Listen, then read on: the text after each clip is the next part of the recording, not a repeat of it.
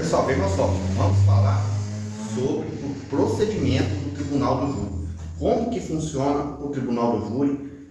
Vejam só, quando nós falamos em Tribunal do Júri, são crimes cometidos contra a vida. Vejam só, exemplos de crimes cometidos contra a vida. Homicídio, e aqui entra o homicídio tentado, a tentativa de homicídio é julgado pelo Tribunal do Júri. O aborto também é julgado pelo Tribunal do Júri. A instigação ou auxílio ao suicídio é também de competência do Tribunal do Júri. Além disso, nós temos também os crimes de aborto e as suas várias espécies do crime de aborto. São crimes que são julgados pelo Tribunal do Júri. Vejam só, vamos ver aqui no quadro quais são os crimes que são de competência do Tribunal do Júri. Vem comigo. Nós temos o crime de homicídio,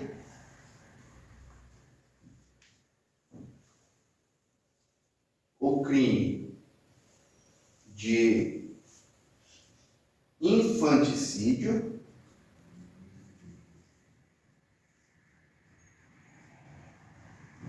nós temos o crime de aborto, nós temos o crime de instigação, auxílio ao suicídio. Tá vendo só? O crime de homicídio, e aqui pode ser o homicídio consumado ou tentado.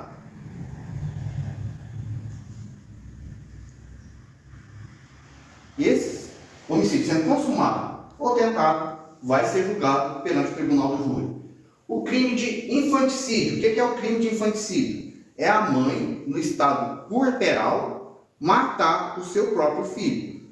Isso é o crime de infanticídio. Lembrando que o crime de infanticídio, somente a mãe poderá cometer esse crime. Se a mãe cometer esse crime no estado puerperal, o estado puerperal, ele é um estado após o nascimento da criança. A doutrina diz ali em torno de 10 a 15 dias após, devido ali aos traumas, devido a alguma situação patológica da mãe, a mãe pega e mata o próprio filho. Nesse caso, ela estará cometendo um crime de infanticídio e será julgada perante o Tribunal do Júri. Outro crime, os crimes de aborto. Os crimes de aborto também são crimes de competência do Tribunal do Júri. Além disso, nós temos a instigação e o auxílio ao suicídio. Esses, portanto, são os crimes que são da competência do Tribunal do Júri. Mas o que vem a ser a competência do Tribunal do Júri? Por que nós falamos em crimes de competência do Tribunal do Júri? Vejam só, nós temos os crimes que são julgados pelo juiz comum, juiz singular, e nós temos os crimes que são da competência do Tribunal do Júri, que são julgados pela sociedade. Esses crimes, por exemplo, o homicídio, ele não é julgado pelo juiz comum, ele é julgado pelos jurados. Acontece que o tribunal, o rito especial do Tribunal do Júri, ele é composto por duas fases. Ou seja, nós temos ali a primeira fase, que vai ser uma fase que vai ter uma audiência de instrução e julgamento, onde vai se ouvir as testemunhas, vai se ouvir a acusação, e o juiz, aí o juiz singular, o juiz do Estado, vai oferecer uma sentença, no caso, o juiz vai proferir uma sentença, e essa sentença será uma sentença de pronúncia ou de impronúncia. Se for uma sentença de pronúncia, o juiz vai submeter o acusado ao Tribunal do Júri. Se for de impronúncia, significa que o acusado não vai ser submetido ao Tribunal do Júri. Lembrando que, para que o juiz possa proferir uma sentença de pronúncia, que o acusado seja remetido ao Tribunal do Júri, não se faz necessário ali que o juiz tenha certeza absoluta que o acusado cometeu o crime. basta que tenha indícios suficientes da autoria e da materialidade. Então, se o juiz, após a audiência de instrução e julgamento, ficar convencido que se tem indícios de autoria e provas da materialidade, que o crime realmente aconteceu, o juiz vai pegar aquele acusado, vai proferir uma sentença, e esse acusado que foi julgado pelo juiz de primeiro grau, o juiz comum, vai ser submetido ao tribunal do júri. E lá no tribunal do júri, ele vai ser julgado ali por 7 jurados. Esses 7 jurados serão escolhidos, serão sorteados dentro da sociedade.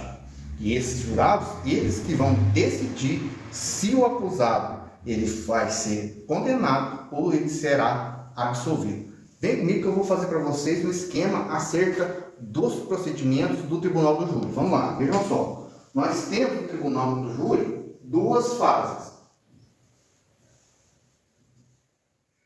A primeira fase, o juiz, nós temos a denúncia,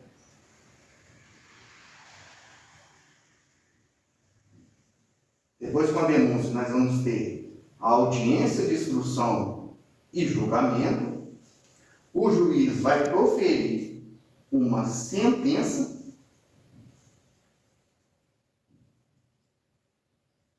Essa sentença, ela poderá ser uma sentença de pronúncia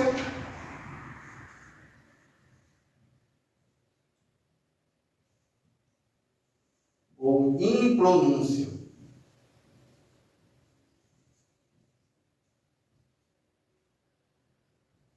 Se for uma sentença de pronúncia, o acusado ele vai para o tribunal do júri.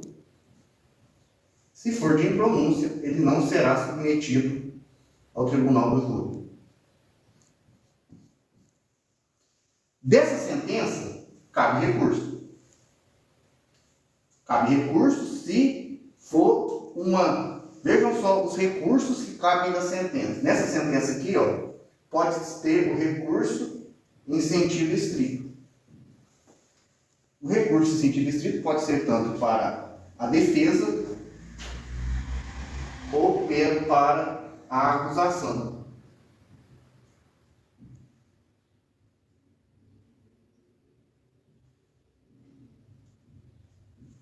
O que se pode fazer nesse recurso em sentido estrito?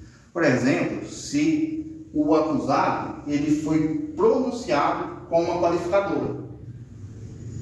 A defesa ela pode pegar essa sentença de pronúncia e submeter ela ao Tribunal de Justiça. O Tribunal de Justiça poderá retirar a qualificadora. O Tribunal de Justiça poderá até mesmo impronunciar o acusado.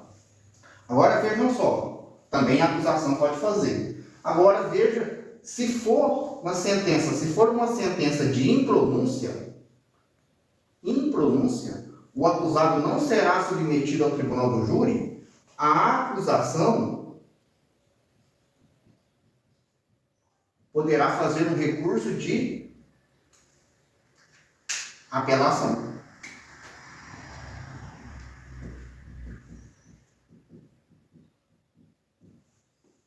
Da impronúncia, cabe um recurso de apelação para a acusação. A defesa não vai fazer recurso se for impronunciado. Agora, se o acusado ele for impronunciado, o Ministério Público poderá fazer um recurso de apelação. Não vai ser um recurso em sentido estrito, vai ser um recurso de apelação. E vai aqui no recurso de apelação, o Ministério Público vai requerer que o acusado seja pronunciado para o tribunal do júri. Essa, portanto, aqui é a primeira fase do tribunal do júri. Vejam só, vamos falar agora da segunda fase. O que acontece na segunda fase do tribunal do júri? Um exemplo aqui, o acusado ele foi pronunciado, teve uma sentença de pronúncia,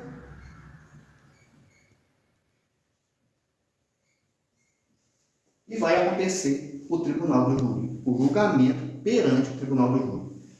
Nesse julgamento, no dia, vai ser sorteado 7 jurados.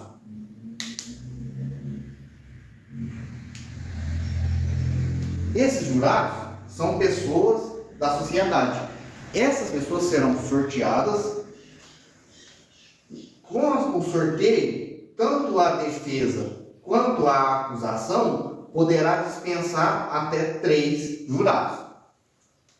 Tanto a acusação quanto a defesa poderá dispensar 3 jurados. Após isso, não poderá mais. Vai ser sorteado, para ser sorteado, tem que se ter no mínimo de 15 jurados. Se tiver 15 jurados, o juiz vai declarar que está instalada a sessão do tribunal do júri. E aí sim fará o sorteio, podendo ser dispensado tanto pela defesa quanto pela acusação, 3 jurados, e vai ser formado por 7 jurados. Esses 7 jurados serão os juízes da causa. Esses jurados serão aqueles que vai decidir, que vai julgar. Vejam que a partir da formação dos 7 jurados, o juiz, ele não vai julgar. O juiz não julgará.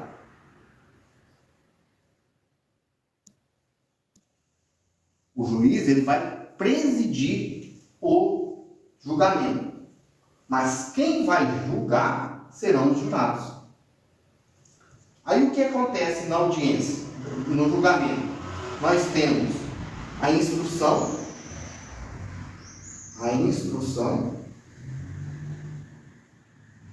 Na instrução vai ser ouvida as testemunhas. Nessa ordem, eu vou falar para vocês, a testemunha de acusação, depois das testemunhas de acusação, vai ser ouvidas as testemunhas da defesa,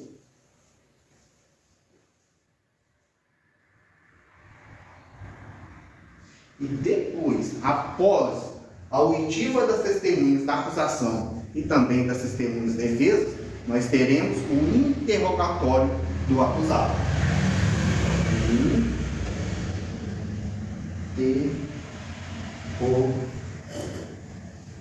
Interrogatório. Veja o seguinte, aqui nós temos uma ordem. Primeiro, testemunha da acusação, depois defesa e, por último, o interrogatório.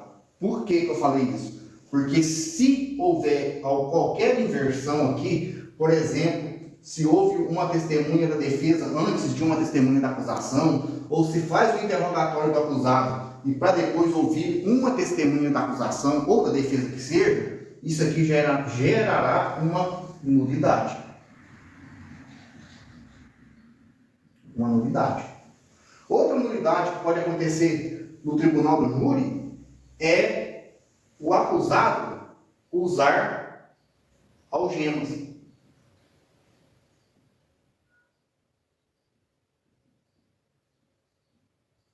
Ou seja, o acusado, quando ele for julgado perante o tribunal do júri, ele não poderá usar algemas. Se ele estiver usando algemas, poderá ser uma nulidade. Mas sempre será? Isso aqui, ele nunca poderá usar algemas?